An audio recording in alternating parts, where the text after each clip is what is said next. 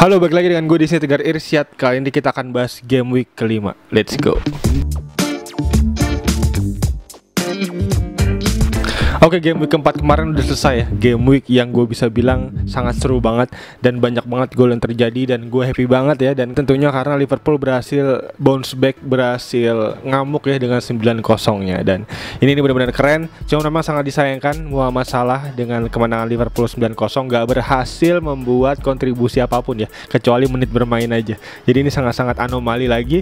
Dan bisa dibilang ini salah satu hal yang sangat buruk ya untuk para manajer FPL, karena banyak banget dan bisa gue lihat juga ya di livefpl.net bahwa kapten Muhammad Salah tuh hampir lebih dari 60% ya, dan itu benar-benar keren banget. Dan juga ada Haaland yang hat-trick benar-benar di luar dugaan lagi. Padahal sempat happy juga gue bahwa City berhasil dikalahkan oleh Crystal Palace di babak pertama dengan skor 2-0, tapi berhasil di comeback. Dan juga seperti biasa tentunya akan gue bahas untuk tim review singkat untuk kali ini, segmen kali ini, dan juga ada tim selection, dan juga nanti akan ada gue sampaikan data untuk Captain Picks di game week kelima besok. Yang dimana game week kelima besok akan dihelat pada hari Rabu pagi ya, pada hari Selasa ya, Selasa malam ya. Dan ini midweek artinya, dan juga ini membuat potensi untuk rotasi dari pemain-pemain City tentunya akan cukup lumayan gede. Jadi cukup harus berhati-hati tentunya untuk teman-teman yang punya aset City. Dan untuk itu langsung aja kita akan masuk ke segmen yang pertama untuk tim review singkat di game week keempat kemarin. Let's go. Oke, tim gue di game week keempat kemarin ya, dimana bisa gue bilang cukup oke karena cukup sesuai prediksi ya. Karena di video yang kemarin juga bisa gue kasih lihat, gue mencantumkan di judul 70 poin dan sekarang gue mendapatkan 71 poin ya, cukup oke 71 poin. Dan gue naik ya rata-ratanya ya, untuk overall rank gue ke 770.000 dengan total poinnya hingga 261, cukup mantap. Dan panah hijau tentunya mantap, dan liga-liga yang gue ikutin panah hijau. Dan untuk poin-poinnya bisa kita lihat di sini, sayangnya masih ada Ederson yang ngeflop ya, karena bisa gue lihat juga untuk poin dari kiper sendiri yang paling gacor itu ada Henderson ya, Henderson dari Nottingham Forest ya. Dia berhasil 2 kali menggagalkan penalti dari 3 game week terakhir, dari 4 game week terakhir. Cukup keren banget Henderson dengan 30 poinnya, dimana dia di game week terakhir mendapatkan 9 poin, mantap. Dimana dia berhasil menggagalkan penaltinya Harry Kane kemarin, walaupun memang Nottingham Forest masih kalah 2-0 ya, tapi bisa kita lihat Dean Henderson ini benar-benar berjuang keras ya untuk menjaga pertahanan dari Nottingham Forest. Dan juga yang kedua ada Sanchez, dimana mengagetkan juga nih bahwa Brighton ini baru kebobolan 1 gol dari 4 game week terakhir. Jadi pertahanannya Brighton nih as always seperti musim lalu juga cukup oke. Dan bisa kita lihat ya, kebobolan 1 gol waktu lawan MU, dan itu juga golnya bunuh diri dari McAllister gue ingat. Jadi ini benar-benar mantep banget untuk Brighton ya. Dan ketiga ada Sa. Jadi ini benar-benar kiper-kiper yang memang kalau dilihat dari timnya susah untuk clean sheet, tapi untuk save-nya cukup lumayan oke. Apalagi ada Nottingham Forest ya, di sini ada Henderson cukup oke banget untuk bisa teman-teman pertahankan kalau emang teman-teman masih punya Henderson. Dan juga ada Sanchez yang sebenarnya gue cukup pengen ngambil Sanchez ya, karena Ederson gue ngeflop banget di 3 game week terakhir. Dia hanya baru mencatatkan clean sheet 2 kali aja dari 4 game week terakhir ya, dimana di 2 game week terakhir gak berhasil clean sheet dan udah kebobolan 5 gol dari 2 game week terakhir. Dan langsung aja kita lihat dari poin-poinnya kemarin, bisa gue lihat poinnya cukup oke, diambil oleh Alexander Arnold ya dengan 17 poin, mantap banget, dimana dia mencetak 1 gol dan juga 1 assist di game week kemarin, dan 1 clean sheet juga, dan juga bonus poin. Dan ditambah lagi ada Luis Diaz di sini, dia mencetak 2 gol ya, 2 gol sundulan yang cukup oke banget. Dan ada Muhammad Salah yang 3 poin aja, menit bermain dan juga clean sheet. Dan juga di sini ada Haaland yang hat-trick dengan 17 poin, mantap. Dan di sini kurang lebih strategi gue untuk bisa mempertahankan efektif ownership yang tinggi ya kepada pemain gue, artinya cukup berhasil. Dan di sini untuk bisa kita lihat pemain gue yang cukup diferensial dari segi ownershipnya cuman ada March doang, dan yang lainnya bisa kita lihat kayak Ederson ini cukup tinggi dengan 18% dan rata-rata di atas 15% ya, dan James juga 44% bahkan. Jadi gue rasa ini menjadi tim yang cukup template memang kalau misalkan dilihat, tapi dari segi taktik cukup oke dan cukup berhasil lah sejauh ini ya. Dan selanjutnya langsung aja kita masuk ke tim selection untuk di game week besok, dimana di game week besok, game week kelima, gue nggak melakukan transfer, dan juga gue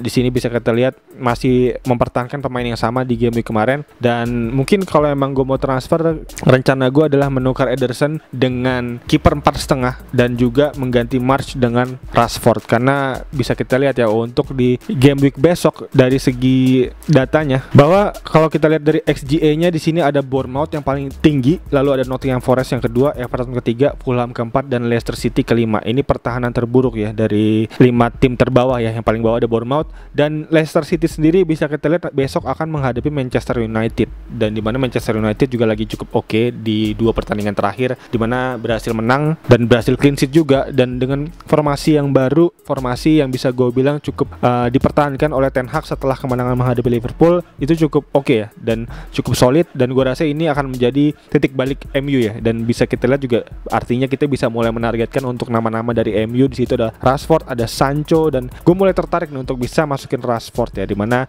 mungkin bisa gue jadiin pemain diferensial gue juga, karena Rashford juga nggak terlalu banyak untuk kepemilikannya, jadi mungkin bisa gue masukin di slotnya March ini, karena March ini menjadi potensi poin tambahan gue ya, karena pemain yang lain gue cukup template, jadi sword gue tentunya ada di March, dan mungkin March akan gue ganti dengan Rashford dan juga Ederson gue turunin ya untuk budget tentunya, dimana gue turunin ke kiper 4,5. Di situ pilihannya antara cuma Raya doang, karena yang lain kayak Sanchez dan juga Henderson 4,6, gue kurang 0,1 tentunya kalau misalnya gue mau ganti ke Sanchez atau Henderson. Jadi untuk itu mungkin pertimbangannya adalah kalau emang gue mau menggunakan Sanchez, mungkin gue gantinya March ke Gross ya, karena Gross tentunya harganya masih lebih murah, 5,8 terakhir gue lihat. Dan untuk itu berikut kurang lebih rencana gue ke depan, tapi untuk saat ini kayaknya gue akan pertahankan untuk tim gue untuk di game week kelima kali ini, dan dimana gue masih menggunakan 4-4-2, diantaranya dari kiper Ederson, Alexander-Arnold di back, James, Cancelo, dan Trippier. Lalu selanjutnya di lini tengah gue ada Salah, March, Martinelli, dan juga Luis Diaz. Lalu di lini depan masih ada Jesus dan juga Haaland. Dan untuk pemain pengganti masih ada Andreas, Nico Williams, dan Plange yang merah karena memang udah dipinjemin ke Molenbeek, dan ada Ward juga. Dan dimana gue mau ngomongin Leicester City, tentunya ada Ward di sini yang banyak kebobolan ya di 4 game week terakhir ya, dan dimana juga bisa gue lihat di sini Leicester City masih kesulitan untuk mencari kemenangan. Jadi kemungkinan besar peluang MU untuk bisa gacor tentunya cukup gede besok lawan Leicester City, dan untuk itu mungkin Rashford bisa potensi gacor ya untuk besok. Tapi mungkin pertimbangannya gue akan masukin di 2 game week ke depan, karena March juga masih akan menghadapi Fulham, dimana March juga gue lihat kemarin cukup oke ya, beberapa shootnya on goal dan juga hampir mencetak gol gitu gue lihat dari pertandingan kemarin di highlightnya. Jadi tentunya masih gue pertahankan untuk March, dan ditambah lagi ada Ederson lawan Nottingham Forest, peluang clean sheet-nya pasti gede banget. Ada Cancelo juga lawan Nottingham Forest, bisa menjadi potensi clean sheet yang cukup oke. Dan juga ada Haaland, dimana Haaland memang peluang untuk gacornya tinggi banget ya, akan menghadapi Nottingham Forest yang memiliki XG-nya terendah kedua ya setelah Bournemouth ya, jadi kemungkinannya cukup gede. Dan ditambah lagi XG-nya City ada di nomor 2 ya setelah Liverpool dengan 10,34, cukup mantep banget, 10 gol dari 5 game week terakhir, expected goalnya cukup tinggi, dan ditambah menghadapi Nottingham Forest yang pertahanannya cukup rendah, jadi kemungkinan ngegolin pasti cukup tinggi untuk Haaland. Tapi memang sayangnya kemungkinan untuk dirotasinya cukup gede nih untuk si Haaland nih, jadi kemungkinan masih harus gue lihat ke depannya apakah Haaland akan bermain atau enggak, perlu dilihat lagi di menjelang deadline besok. Dan berikut kurang lebih untuk tim selection gue, langsung aja kita masuk ke Captain Picks, let's go. Oke, kita langsung masuk ke Captain Picks, dimana bisa kita lihat dulu ya dari XG dari 4 pertandingan terakhir. Untuk XG tim terbaik di sini bisa kita lihat ada Liverpool dengan 10,96, ini cukup tinggi, dan ditambah dia akan menghadapi Newcastle United, ini mana Newcastle United untuk XGA-nya ternyata turun ya dari 2 game week terakhir ya, bisa gue lihat di sini. Untuk XG Newcastle sendiri ada di papan tengah, di sini bisa kita lihat antara 12 dan 13, dan untuk itu artinya masih cukup oke untuk bisa teman-teman ambil ya untuk pemain Liverpool ya, untuk kapten ya. Di antaranya ada Muhammad Salah, tentunya masih bisa dipercayakan, yang dimana isunya kemarin Muhammad Salah nggak bisa ngegolin karena memang dia baru perpanjang kontrak katanya ya. Dan gue bisa dengar dari komentator ada negosiasi kontrak dengan Ian Rush, tapi nggak tahu nih apakah udah valid apa belum, gue belum tahu juga infonya kayak gimana. Dan untuk itu mungkin itu yang menyebabkan Muhammad Salah masih banyak pikiran ya untuk di pertandingan kemarin nggak bisa mencetak gol, karena bisa gue lihat dia sering tersenyum ya karena gagal mencetak gol, karena beberapa kali juga bisa gue lihat Muhammad Salah ini hampir banget untuk bisa cetak gol. Bisa gue notice di pertandingan babak pertama kemarin Salah sebenarnya punya potensi tap in gol yang cukup mantap, tapi sayang kenapa dia menggunakan kaki kiri gitu, bisa kaki kanan langsung gol, dia menggunakan kaki kiri dan hasilnya bolanya ke atas, jadi benar-benar cukup disayangkan Muhammad Salah nggak bisa mencetak gol kemarin. Tapi memang gue rasa untuk di pertandingan besok mungkin kemungkinan besar akan kembali gacor ya, karena bisa kita lihat Muhammad Salah di beberapa pertandingan sebelum pertandingan kemarin cukup berhasil mengangkat tim juga, 1 gol 1 assist di pertandingan pertama, dan juga ada 1 gol kemarin di pertandingan melawan MU. Gue rasa kali ini bisa mencetak gol lagi ya, mengingat juga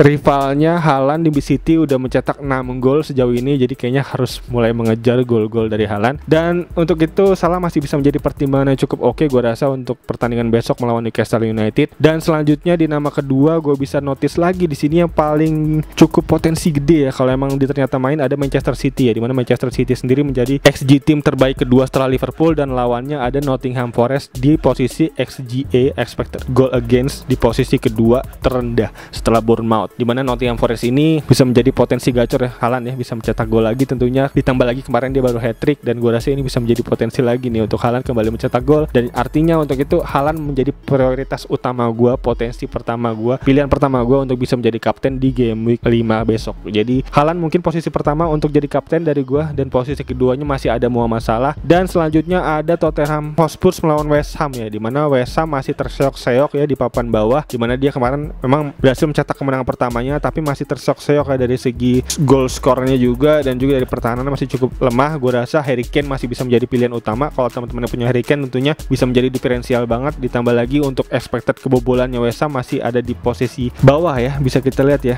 masih di bawah 10 besar, di bawah posisi 13-14, dan gue rasa masih menjadi potensi yang bagus banget nih untuk Harry Kane untuk bisa menjadi potensi gacor kapten pilihan ketiga. Jadi untuk dari gue sendiri di sini, dari data yang bisa gue tampilkan, potensi ketiga untuk kapten ada Harry Kane, dimana untuk dari XG playersnya sendiri ya, dari XG playernya di sini gue lihat yang pertama ada Erling Haaland tentunya dengan 5,53 expected goal dari 4 pertandingan terakhir, dan yang kedua ada Alexander Mitrovic Fulham, walaupun memang Fulham ini masih on and off ya, tapi bisa menjadi pilihan diferensial banget nih kalau emang teman-teman punya Mitrovic, bisa banget. Dan selanjutnya ada Harry Kane, dimana Harry Kane posisi ketiga nih untuk potensi expected goal tertinggi ketiga ya di game week keempat ini. Dan yang keempat selanjutnya ada Muhammad Salah. Jadi pilihannya tentunya yang pertama ada Erling Haaland, yang kedua ada Muhammad Salah, dan yang ketiga pilihannya ada Harry Kane. Dan berikut kurang lebih untuk captain selection dari gue yang bisa gue sampaikan, semoga membantu teman-teman semua ya dalam meramu serta meracik tim di game week kelima besok. Dan kayaknya itu aja, dan juga untuk teman-teman jangan lupa untuk deadline game week kelima ada di tengah malam ya, jadi